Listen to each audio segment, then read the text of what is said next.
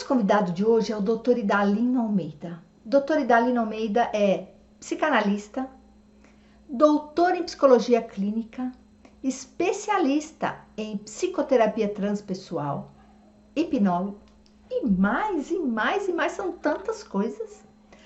Ele vai estar conosco hoje falando sobre telepatia e ressonância psicoterapêutica. No que elas se aproximam, no que elas se distanciam, são a mesma coisa? Vem com a gente. Ele vai estar com você no chat. Curta o vídeo, compartilhe, inscreva-se, porque quanto mais pessoas tiverem informações de qualidade e de responsabilidade, a gente vai fazer muitas coisas boas. Não é verdade? Vem com a gente aqui, agora. Que bom que você veio para assistir essa entrevista. É uma entrevista fantástica, com uma pessoa que eu tenho uma admiração incrível, que é o Dr. Idalino. Eu já apresentei ele antes, mas agora eu vou pedir para que ele se apresente. Ele vai contar onde ele mora, que é um lugar fantástico. Ele vai contar quem ele é. E aí eu vou começar a fazer uma porção de perguntas para ele que eu estou muito interessada em saber e tenho certeza que você também. Olá, Dr. Idalino, seja muito bem-vindo. Conte para nós quem é você. Conte para essas pessoas maravilhosas que estão te ouvindo agora. Maravilha. Que bom. Que bom. Olá, Martinha, tudo bem? Muito obrigado pelo convite. E vamos trocar aqui umas falas com vocês. Bem, eu sou Idalino Almeida, eu sou um psicanalista. Desde 74 que eu tenho a minha caminhada trabalhando com hipnose clínica. Depois evoluí para regressão, depois resolvi fazer psicologia, fiz a psicologia, fiz o mestrado, fiz doutorado, em resumo. Mas a minha vida mesmo é trabalhar com a psicoterapia. Então, ultimamente eu estou morando, né, num local realmente de Marta, um lugar maravilhoso, na Chapada Diamantina. Né? Chapada Diamantina. Porque o vírus me empurrou da cidade. Eu estava com minha clínica lá fechada por 4 meses durante a pandemia, e eu não podia ficar lá. Desde que a gente tem aqui um prédio aqui, dentro do mato mesmo, que é para fazer retiros, né? Que é a sede da Ressonância Mundial, tá certo? Se você quer saber, onde nós podemos aqui nos reunir, fazer retiros, discutir. É um centro de psicologia transpessoal.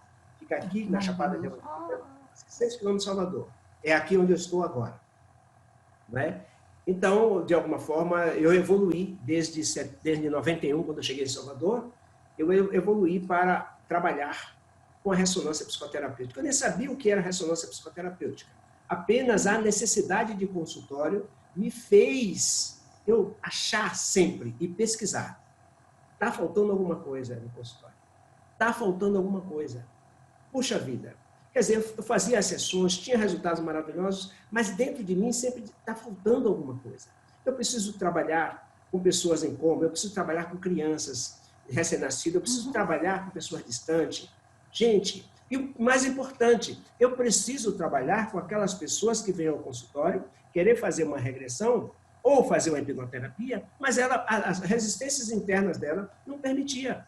E ficava uma sessão, 2 sessões, 3 sessões para a gente tentar romper essas resistências, tá certo? Digo, não tem que existir uma forma de nós trabalharmos, precisa, de alguma forma, de resolver essas dificuldades.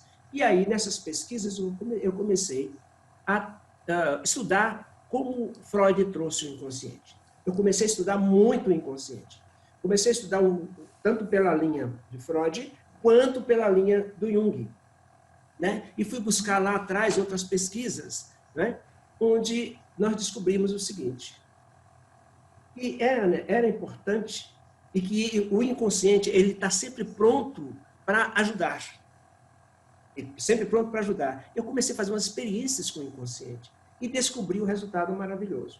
E aí, no primeiro momento, eu descobri como fazer a comunicação de cérebro a cérebro. Né? Eu comecei por aí, fui descobrindo e fui ampliando, tanto é que no início eu chamava de comunicação entre cérebros. Chamava assim, ok? Mas depois eu disse, não, a coisa é muito melhor. Aí fui desenvolvendo mais o trabalho com o inconsciente, e aí nós começamos a perceber que o inconsciente ele sabe mais da pessoa sobre a pessoa mesma. Basta a gente saber como colocar na frequência certa para conversar com ele. É como se ele tivesse realmente personalidade, ele sabe de tudo. Ele só não tem um raciocínio lógico, tá certo? Mas um raciocínio abstrato, mas é puro, de pureza. E se você estabelece essa parceria com ele, você consegue, sim, fazer um trabalho maravilhoso de ajudar o outro. Aí minha primeira experiência foi aquela em que eu estava com a paciente e eu digo, vou experimentar. E aí eu fiz a PDI, fiz a parceria com o inconsciente da cliente e ele me disse qual era o problema dela, onde estava, quando foi gerado. Ele me disse tudo. Eu pedi para ele fazer uma investigação profunda nos arquivos do inconsciente dela. Ele prontamente fez toda a pesquisa e me fez uma leitura psíquica do que estava acontecendo. É como se ele fizesse um mapa para mim trabalhar. Eu digo, opa, que maravilha. E o senhor se deparou com isso e como é que foi? Como que o senhor ficou diante dessa situação? Pois é, diante da primeira experiência, eu fiquei encantado, mas eu não quis parar por aí, não achei que era o suficiente. Eu comecei a trabalhar, comecei a pesquisar outras questões. Aí fui tentar aplicar isso em várias vertentes, né, de conflitos, várias vertentes de situações terapêuticas que foram necessárias. E assim, dessa forma, até que nós chegamos a determinar, né, dar um nome como ressonância psicoterapêutica. O que é, então, uma ressonância psicoterapêutica? É uma intercomunicação entre inconscientes de pessoas via ondas cerebrais. Por quê? E aí, como é que eu sintonizo à distância? Primeiro, estavam trabalhando só presencial. Depois, nós começamos a ampliar, trabalhar com o inconsciente de um coterapeuta para ajudar uma pessoa que está à distância. Uma pessoa que está em coma e outras coisas mais. Então, desta forma, nós fomos ampliando esse universo de possibilidades de trabalhar com o inconsciente das pessoas. Porque existe uma malha magnética, ok? Nesse campo magnético, existe uma malha magnética, onde, segundo Jung, todos os inconscientes estão interligados. Basta cada um na sua frequência, você consegue, então, trabalhar e localizar a pessoa, o inconsciente daquela pessoa, o inconsciente coletivo, não importa a que distância esteja, e fazer um trabalho maravilhoso e muito mais rápido. Por que a ressonância PDI é mais rápido do que as sessões de regressão e outras sessões? A sessão de regressão ela é eficiente. A única diferença é que, às vezes, você tem que trabalhar com as resistências do teu cliente. Entendo perfeitamente. A técnica é excelente, tá certo? A sessão de regressão é excelente, ou hipnose de regressão. O grande problema é que você tem que trabalhar com as resistências do teu cliente, você está trabalhando com a personalidade, a cognição da pessoa. E nós sabemos que o inconsciente, a estrutura psicológica da gente, é regida pelo instinto de preservação. Às vezes tem conteúdos que é muito forte, aí ele não deixa vir toda a carga, vem pouquinho. Vem hoje, vem amanhã. Às vezes tem sessão de regressão, que às vezes a pessoa, você está vendo que ela não vai aguentar aquela carga. Você tem que afastar a pessoa, dar um tempinho, tá certo? Trabalha ele afastado, depois você encaixa novamente, ok? E com isso, às vezes pode ficar uma sessão, 2, 3, 4, 5, 6, tudo vai depender da resistência da pessoa. Mas quando você trabalha com a ressonância direto com o inconsciente da pessoa, lembre-se bem, o trabalho é feito com o inconsciente da pessoa. Também se o inconsciente da pessoa autorizar. Então, é isso que eu quero saber. Isso, não há invasão. Então, essa autorização, como é que funciona, doutor Dalino? O senhor falou 3 coisas que talvez as pessoas que estejam nos ouvindo não saibam o que é. PDI, coterapeuta e essa permissão do inconsciente. Essas 3 coisas o senhor pode explicar para nós. Então, vamos lá. O que é a PDI? PDI é uma parceria direta que nós fazemos com o inconsciente do nosso cliente. Se eu estou trabalhando com a hipnose, com a hipnoterapia, lógico, o trabalho fica bem melhor quando eu vou estar falando com o meu, ou seja, o inconsciente do cliente passa a ser meu coterapeuta. Porque ele está no plano extrafísico e ele pode ter acesso aos arquivos do próprio inconsciente e passar para mim o que é que, na realidade, qual é a demanda do conflito que a pessoa está trazendo. Entendi. Bom, Ok, para fazer isso, eu preciso, antes de mais nada, buscar uma sintonização. Essa sintonização, quando não acontece, que é muito difícil, quando não acontece, isso quer dizer, não está autorizado a trabalhar. Ele não está disposto a fazer a parceria, pelo menos naquele instante. Aí cabe a nós perguntarmos se a frequência está baixa, aí vamos trabalhar elevando a frequência. Nós vamos verificar se o trabalho está sendo correto, se não estiver sendo correto, ele para também. Nós dependemos de um bom treinamento do profissional para trabalhar com a ressonância PDI. Ok? Não é simplesmente assim, vou fazer... Não, não é assim. Precisa de um bom treinamento. O treinamento, o curso, a formação, a pessoa tem que se habilitar como trabalhar, usar o consciente do cliente como parceiro. Ao desenvolver essa técnica, simplesmente com a PDI, aí nós avançamos. Vamos trabalhar com um coterapeuta. Quem é o coterapeuta? É uma pessoa que eu vou hipnotizar no consultório e vou afastar o consciente desse, as frequências beta dele vai ser afastada, e vamos trabalhar com o inconsciente da pessoa, ou seja, a pessoa vai me emprestar o inconsciente dela para que eu possa trabalhar com a frequência dela para poder fazer a sintonização com o inconsciente do meu cliente. Esse é o trabalho do coterapeuta. Ou seja, na realidade, quem é o coterapeuta não é a pessoa só está me emprestando suas ondas cerebrais para me trabalhar. O coterapeuta mesmo é o inconsciente da pessoa. Entendi. Certo? Ou seja, são dois terapeutas. Eu estou aqui no físico e o inconsciente está no extrafísico. Por isso que ele sabe muito mais do que eu. Entendi. Doutor Qual foi Dalino, o senhor, era a questão do coterapeuta, né? Que eu queria saber como era.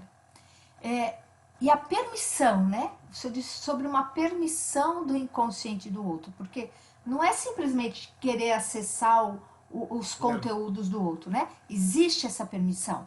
Como é que funciona isso? Por favor. Porque senão fica uma impressão de que qualquer um pode acessar o inconsciente do outro, né? Como é essa permissão? Isso. Se eu estou trabalhando com um coterapeuta, mais do que nunca eu preciso dessa permissão. O que acontece? Quando eu coloco a frequência, quando eu coloco o coterapeuta no transe hipnótico, que eleva a frequência cerebral, certo? Aumento essa frequência e vou, logicamente, pedir para fazer a sintonização com o inconsciente da outra pessoa, que é meu cliente, ele pode estar no consultório, pode estar longe. Entendi. Bom, o que é que acontece? Se ele consegue, faz a permissão, se faz a conexão, já está permitido. Mas se não conseguir, já não está autorizado a fazer o trabalho. Aí então, o senhor fica sabendo por isso, né? Pela condição de ter acesso ou não, é a permissão ou não da outra pessoa. Entendi. Quando não há a permissão, eu ainda quero saber do inconsciente do coterapeuta o que é que está impedindo. Se é a frequência que está baixa, vou aumentar a frequência para que, na realidade, haja permissão. Se eu aumentar a frequência e, na realidade, não houver a permissão, isso, em cada 1000 pessoas acontece um caso desse. Certo? Acontece um caso desse. Mas tudo que o nosso inconsciente quer é ajuda. É ajuda. Muito bem. Doutor Dalino, eu quero fazer 2 perguntas que são muito comuns, né? Independente de ser a ressonância, são muito comuns. O que é um conflito? Como é que ele se estabelece? Como um conflito? O que é um conflito e como ele se estabelece na consciência? Na parte emocional. Como ele se estabelece? Bom, no início nós parece que falamos alguma coisa, né? Sobre o conflito. Ok. Então, nós falamos que o conflito, toda vez, o conflito ele tem várias vertentes, mas vamos dizer assim, um conflito que é emocional, um conflito que é social, um conflito que seja pessoal. Cada um tem sua forma como desencadeia. Mas, vamos dizer assim, um conflito social, a divergência de ideias. Ele tem uma ideia, não está batendo com a do outro. Mas ele pode entrar no conflito. Porque, na realidade, se ele trabalha no ambiente e há essa divergência de ideia, isso gera um conflito. Né? Um pessoal, ele pode ter dificuldades de resolver determinadas situações. não saber ou ter dificuldade. Que dificuldade? Por exemplo, ele pode estar diante de uma determinada situação e ele não saber interpretar aquela situação. E por não saber interpretar, ele pode até gerar uma opinião diferenciada dos demais. Aí bate no social também, se ele estiver no grupo. E o emocional? O emocional é tudo aquilo que não consegue externar. Esse acho que é o mais forte, né? Que a gente vivencia com mais intensidade, não é? É aquilo que você não consegue externar, que é explodir. Externar seria um sinônimo de explodir, você implode. E se você implode, então é problemas mais para frente. Muito bem. Agora sim, e um trauma, doutora Idalina? O que é um trauma? Como que ele se estabelece? Bom, um trauma, assim como o conflito, tem várias vertentes. Um trauma pode ser um trauma físico, pode ser um trauma psicológico, pode ser sei lá, tem várias vertentes do trauma. Vou dar um exemplo do trauma como cada um de nós enfrentamos. Vamos dar um exemplo muito comum em terapia. Trauma, uma fobia. Uma pessoa, uma criança, geralmente todos nós temos traumas. Todos nós temos traumas e conflitos. Cada um administrando da melhor forma possível. Aí essa criança, quando ela era criança, ela viu uma situação lá de um rato. Um rato grande que por algum motivo se assustou e ela também se assustou. Ora, esse trauma psicológico dessa criança foi algo que não era comum. Foi algo que não era comum. Então, o que acontece? Foi uma carga, um impacto muito grande que a estrutura psicológica dele não soube como resolver. Automaticamente, aquela imagem daquele rato vai ficar distorcida. E, a partir daquele instante, ele vai passar a ter medo de rato. Isso é um trauma. Tá? E, na realidade, para ele, isso é um trauma que, para ele, é um trauma muito forte. Bom, mas acontece que ele, na mente dele, a imagem do rato parece um monstro. Na mente de uma pessoa que não teve o trauma, é uma imagem normal. Mas se ele vê qualquer imagem, vai ver sempre um monstro. E aí, cada vez que ele enxerga, que é pela parte intelectiva, ele enxerga pelos olhos, seja como for, ou a imaginação do rato, vai disparar aquela carga que ficou lá reprimida, aquela carga emocional negativa, agregada à imagem do rato. Então, um trauma como esse, nós podemos dizer o seguinte: a terapia trata isso com maior facilidade. Entendi. Porque vai sempre pegar a parte intelectiva, que é o registro da experiência, mais a carga emocional, que causou o trauma, e juntar os dois e fazer a descarga, a catarse de toda essa carga, aí limpa o registro e a imagem conserta. Entendi. Agora sim, doutora Idalino, trauma e conflito, eles são praticamente a mesma coisa com desdobramentos? São diferentes? No que eles se aproximam e no que eles se distanciam? Como é? Ok. Trauma e conflito. Nós podemos dizer que um trauma pode gerar um conflito também. A pessoa pode viver os dois focado no mesmo ponto. Não pode viver os dois ao mesmo tempo. Vou voltar a dar um exemplo que realmente eu falo sobre trauma e conflito. A pessoa trabalha numa empresa e ela tem, dentro da empresa, alguma divergência com o colega, em opiniões do colega. Né? E, pior de tudo, que o colega sempre vence as ideias. Nessa divergência, ela está sempre sofrendo com isso. Mas só que, imagina, mas se essa mesma pessoa, essa divergência de ideias, ela sofreu um trauma durante o seu crescimento, um pai muito castrativo, um pai muito severo. Então, o que vai acontecer? Quando na empresa, o chefe da empresa, chefe da seção dela, pode ser um cara severo também, ela pode projetar isso. Então, ela tem duas coisas vivendo ao mesmo tempo. Tanto o trauma, quanto o conflito, que ela não consegue se relacionar socialmente, porque divergem ideias. Então, ela vai ter o conflito, ela vai ter o trauma que ela está projetando, tá, no seu chefe, que seria a figura do pai. Então, ela vai ter as duas coisas. Então, eu lhe pergunto, dentro da sessão, ela teria o conflito, que é a forma como se relaciona com as pessoas, Sim. E teria também o trauma com o seu chefe. Então, nós podemos dizer o seguinte: os dois são diferenciados. Agora, geralmente o ser humano tem os dois.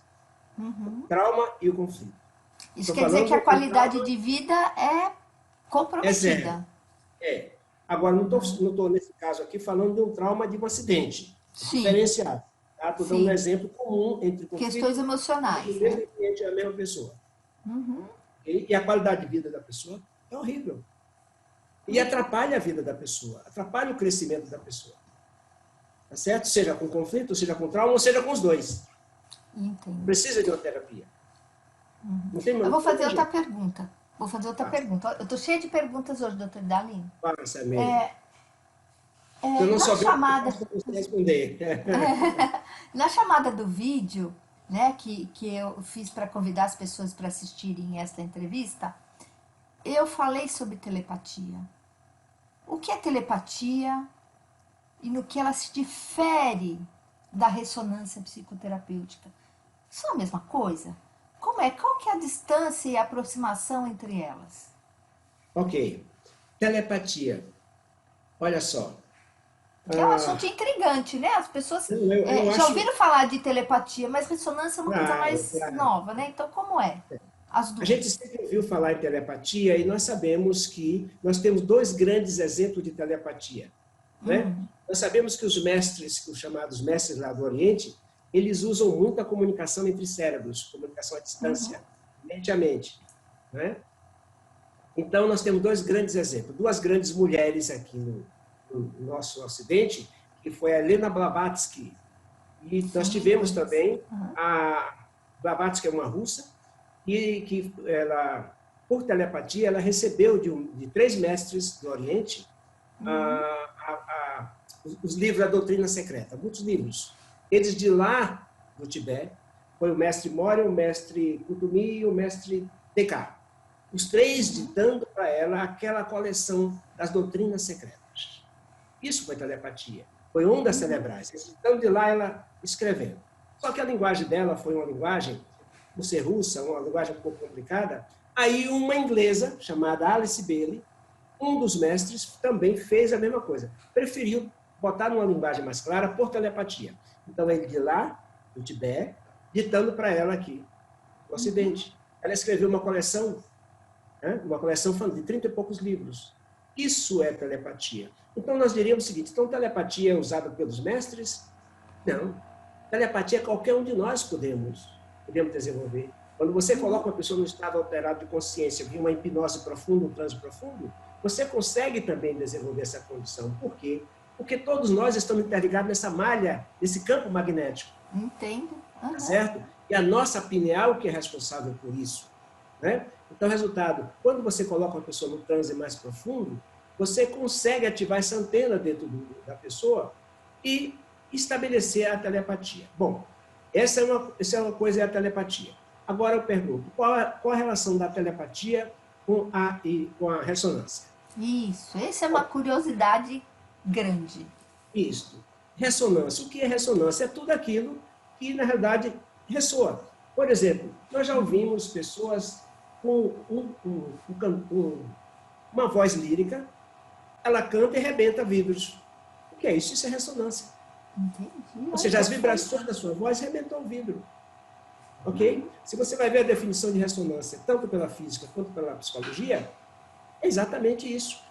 Aquelas vibrações, elas entram, elas ressoam, e isso acontece. Mas o problema todo é o seguinte, ressonância, que tem a ver, porque é o seguinte, a telepatia é uma ressonância.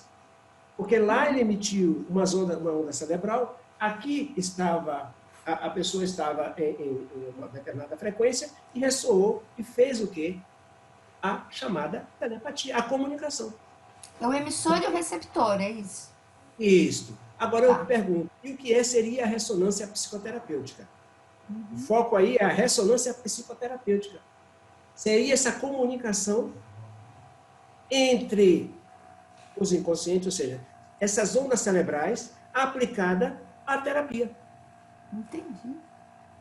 Ok? Seria esta ressonância, ou seja, o que é a ressonância? Seria essa intercomunicação entre mentes aplicada à terapia. Simplesmente a intercomunicação. Pode falar, desculpa. A intercomunicação entre mentes é uma comunicação entre mentes. Pode chamar telepatia, ok? Mas a ressonância psicoterapêutica seria tipo assim, A base é, tipo assim, telepatia, mas aplicado à psicoterapia. Entendi. E ela fica um pouco mais ampla, é isso que o senhor quer dizer? Quer Fica dizer, mais ela ampla. acessa mais profundamente o inconsciente do seu cliente, ela acessa de uma forma mais ampla a comunicação entre os Isso. cérebros, é isso? Pronto. Exatamente. Se na telepatia eu uso para me comunicar com o meu cliente, para fazer a ressonância psicoterapêutica, eu preciso de uma frequência mais alta para aplicar na terapia, para que eu Entendi. possa ajudar a explorar os arquivos do cliente e trabalhar, ok? Usando o inconsciente da pessoa como meu parceiro. E eu acho que isso é o diferencial mesmo, né, doutor Idalino? Porque quando você Certeza? traz isso, não como uma curiosidade telepática, mas com um fim terapêutico, isso é de uma grandeza, Sim, né? Isso é um perfeito. recurso maior que você tem no consultório, Com né? certeza. Pois é, e eu Muito bom. falo isso, inclusive, nos meus cursos, no primeiro nível de ressonância psicoterapêutica, eu mostro as experiências que nas universidades já estão se fazendo com a comunicação entre cérebros, estão chamando de internet cerebral. Tanto a Universidade de Israel, tem mais duas ou três universidades que estão realmente trabalhando com a comunicação entre cérebros. Eu acho que breve, breve, toda a civilização, na sexta civilização, acho que todos nós vamos estar se comunicando por ondas cerebrais. Todos Agora, assim, nós. outra pergunta, doutor Idalino. O senhor falou dessa comunicação, né, de cérebros, que é feita pela glândula pineal. Essa comunicação é feita com espíritos também? Como é isso dentro deste processo da Pronto. ressonância? É isso Veja que eu quero bem. dizer. Dentro da Eu ensino, ressonância, como é que isso ok. acontece? O que eu ensino para os meus coterapeutas é o seguinte: os coterapeutas eles não precisam ser médios, eles não precisam ter sensibilidade. Por quê? Um médio, por exemplo, seria uma pessoa ideal, mas o que é que eu evito? Eu evito quando a pessoa está num transe mais profundo, tá certo? Com aquela estrutura psicológica daquele médico, está acostumado com aquelas outras frequências, né? Então, a gente prefere pegar uma pessoa, os nossos coterapeutas, eles devem ser treinados, ok? Treinados através da hipnose, elevar a frequência para se moldar a nossa voz, a nossa vibração da nossa voz, para evitar ele num transe entrar outras frequências de pessoas desencarnadas, De ter porque interferências, não né, é a que você proposta diz. da ressonância. É. Né? A Tanto é que, interferência que o senhor chama isso? como? É como se fosse uma interferência Exatamente. no Então, processo. Tá. a gente treina o inconsciente do paciente, do nosso coterapeuta ou do nosso paciente, para só prestar atenção na sua voz. E a gente faz um acordo mesmo com ele, com o Entendi. inconsciente da Aham. pessoa. Porque, na realidade, queira ou não queira, só presta atenção na nossa voz. Se não, entra outras frequências que, na realidade, não tem nada a ver com o trabalho da ressonância psicoterapêutica. Aí passa a ser outros trabalhos. Eu tenho acompanhado, doutor Idalino, algumas lives que são feitas falando da ressonância. E eu tenho percebido, assim, tem muito estudo, né? As pessoas, os terapeutas têm feito estudos científicos, né? Eu sei Isso.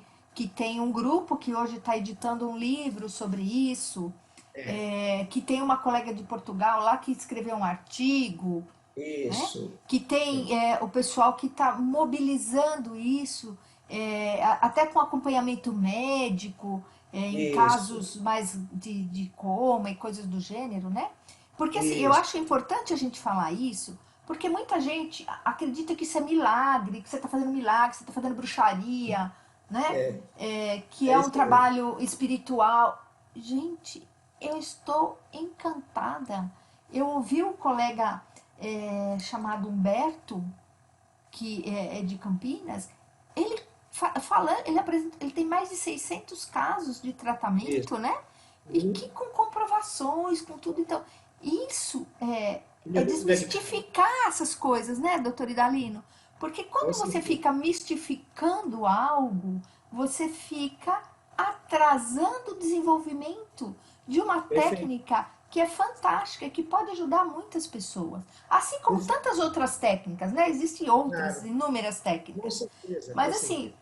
a minha proposta de trazer o senhor aqui é de mostrar que isso E eu sei que já existe dentro de um doutorado o trabalho científico da ressonância, né?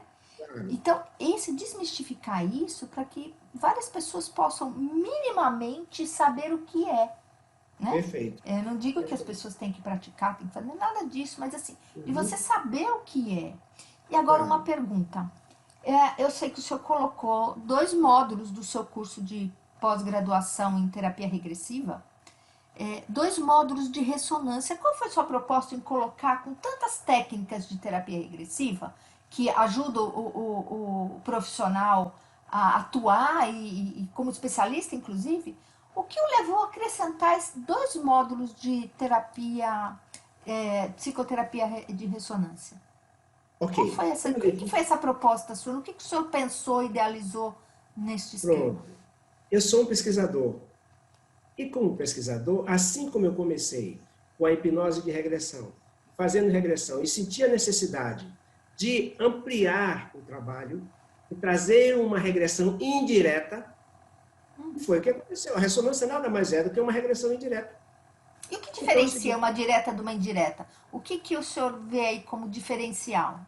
pronto. Direta. Quando eu faço direto com o meu cliente. Então, eu estou fazendo a regressão direta.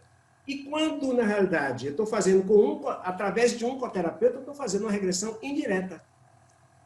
Percebe? Então, se eu, na realidade, vi o benefício que os terapeutas de regressão trabalhar também, ampliar seu campo de trabalho, trabalhar também com a regressão indireta, por que eu não colocar? Por que eu não colocar, também ensinar eles? Então, os nossos cursos de pós-graduação hoje, em regressão, a pessoa aprende a trabalhar com regressão direta e indireta e também PDI. Então, ficou mais amplo. Ele pode trabalhar com regressão direta e pode trabalhar com a indireta. Essa foi a necessidade, de ampliar, fazer um curso diferenciado. Ok? Esse foi o objetivo. Doutor Dalino, eu sou muito grata do senhor estar aqui hoje participando com a gente, né? E que as pessoas saibam que o senhor vai estar aqui no chat respondendo perguntas enquanto elas assistem, né, a sua entrevista. Eu gostaria que o senhor deixasse uma mensagem para essas pessoas que estão nos ouvindo. E, se possível, porque eu sei que o senhor é adepto da meditação. Tem algum exercício que seja rapidinho, mas que seja eficiente para que essas pessoas possam fazer com a gente? Pois é, nesse momento de pandemia, o melhor que nós precisamos fazer é aquietar a nossa mente. Quando a gente aquieta a nossa mente, a mente clareia. Portanto, basta sentar em um lugar quieto. Então, bota uma musiquinha de fundo, senta, fecha os olhos e presta atenção só na respiração. Só isso e mais nada. Porque você está dando um trabalho, uma obrigação para a mente consciente, enquanto ela está focada na respiração, todo o seu corpo relaxa, percebe? E você, com isso, clareia a sua mente.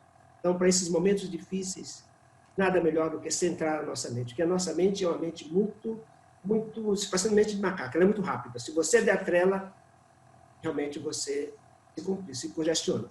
Melhor, senta, ok? Bota uma musiquinha de fundo, fecha os olhos e só presta atenção no umbigo, indo para frente e para trás. Só isso. Só foca a sua atenção aí.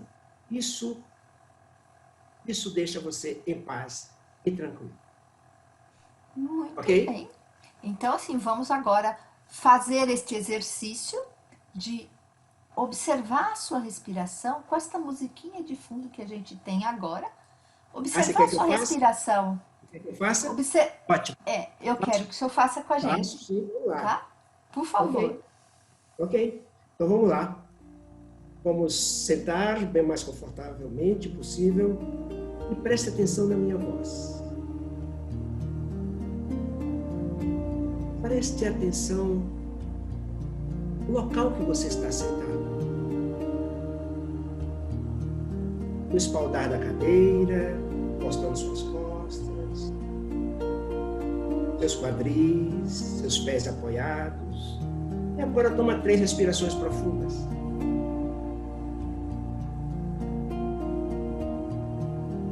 Após as 3 respirações, agora observe o movimento do seu umbigo. Frente, para trás. Respire normalmente, só preste atenção. Observando o movimento da sua respiração. Observe que, à medida que você presta atenção a este movimento, vai surgindo uma sensação agradável de bem-estar. Você vai tomando consciência do seu corpo, dos momentos que estão no seu corpo que te incomoda, vai relaxando, vai soltando.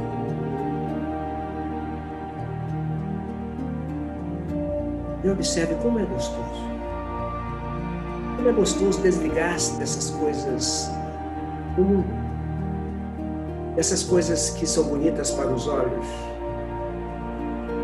Mas comece a observar cada vez mais o movimento da sua respiração e o movimento do seu umbigo. Observe que sua mente vai ficando mais clara. Você vai sentindo uma sensação maravilhosa.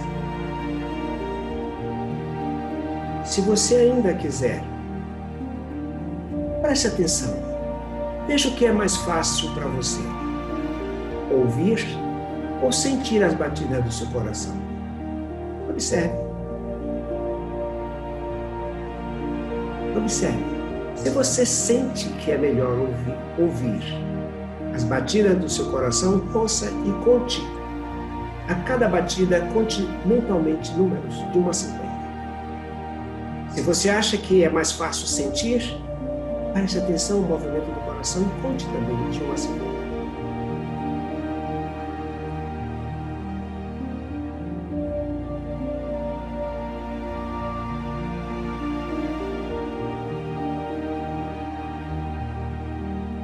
E à medida que você vai contando, observe que a sua corrente sanguínea vai fluindo pelo seu braço esquerdo.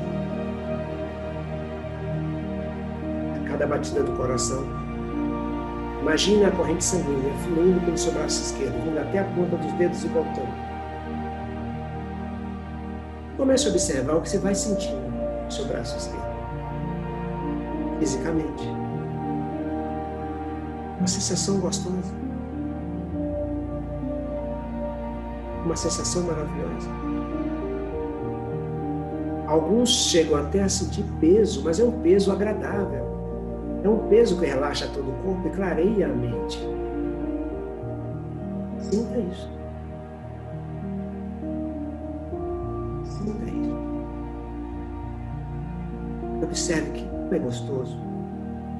Sentir um bem-estar como você nunca sentiu antes, vai surgindo ele e vai aumentando a cada respiração. A cada instante que você foca esse fluxo sanguíneo fluindo pelo seu braço esquerdo.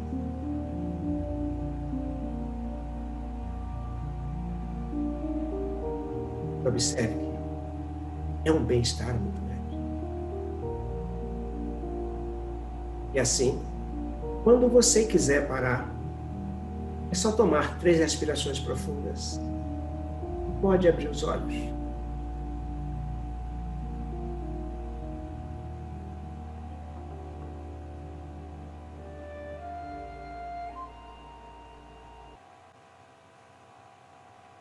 E observe que dá uma acalmada, uma sensação no braço esquerdo gostoso.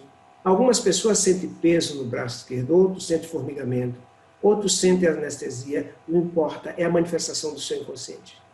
É como se o inconsciente está permitindo. Isso acalma muito a mente. Muito Okay? bem. Doutor Dalino, eu sou grata, eu experimentei o exercício assim junto com você. E é muito bacana. Então, eu quero pedir para que você, diante desse exercício que acalma a sua mente, que você faça uma ressonância com a paz, com o amor, com a alegria, e que a sua vida seja em ressonância com esses estados, né, de melhor qualidade de vida. O senhor quer colocar mais alguma coisa, doutor Idalino? Eu sou tão grata de o senhor estar aqui, muito grata. Eu só diria o seguinte: se alguém aqui tem que agradecer, quem se agradece essa pessoa sou eu. Por quê? Pela oportunidade, por esse convite maravilhoso, essa pessoa maravilhosa que é você, essa pessoa que, na realidade, tem todo esse carisma, tem todo esse potencial maravilhoso. E, para mim, é uma honra muito grande atender o seu convite e estar aqui. Obrigado por tudo. Gratidão. Muito obrigada mesmo. Um beijo para você que está nos ouvindo. Um beijo para o doutor Idalino. E muita paz para todos nós. Amém. Tchau. Tchau, tchau.